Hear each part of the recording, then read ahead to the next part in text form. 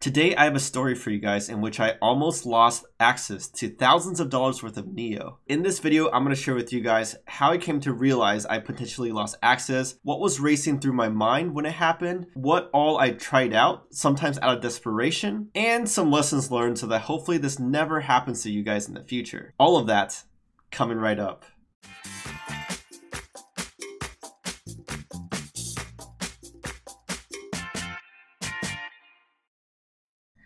Hey everyone, this is Kevin from Bitcoin for Beginners, and welcome back to another episode of Kevin Talks Crypto. In this episode, I want to share with you a personal and potentially embarrassing crypto story, but by doing so, I hope I can help someone learn from my mistakes and avoid similar situations in the future. In a nutshell, what happened is that I tried to access my Neon wallet and realized I couldn't do so in any of the ways I had as backups. I tried a bunch of different things to kind of regain access, but in the end, something I remembered that I did months ago saved my butt and allowed me to regain access. So this happened a few days ago when I was back in my home state visiting friends and family. I had my laptop, of course, with my Neon wallet on it, and I was doing some research about ontology and saw that all Neo holders got airdrops of ontology, right? So I wanted to log in and just check how much I had, just out of curiosity. So I opened my Neon wallet and put in my password, but it wasn't right. So I realized that I could have had other combinations, like some things switched around, have some extra exclamation points or different symbols, different digits, a lot of possibilities, but I couldn't guess any of them. So I was like, okay, I'm okay, because usually I keep a copy of the raw private key encrypted locally and in the cloud. And so I opened that document, tried to put in my usual passwords, but none of them worked. So that's when I really started freaking out. So I was thinking to myself, Kevin, you can do this. You're resourceful. Let's try to figure this out, right? Some attempted solutions I took was, one was try to use the password cracker. And with that, it would just guess all the different passwords until one worked, right? For the document that I had encrypted. But I realized that using a brute force approach would take thousands and thousands of years. Just think about it, right? Every single character can have all uppercase letters, all lowercase letters, all symbols, all digits. It's like exponentially grows as you have more characters. And no one's gonna make like a 2 or 3 character password, right? Like I have like 12 to like 20 characters in most of my passwords. So I had my computer cranking before I did the math and was like, okay, this is just unfeasible. This is never going to happen unless like I wait for quantum computing to come to fruition, which we don't even know when that's going to be.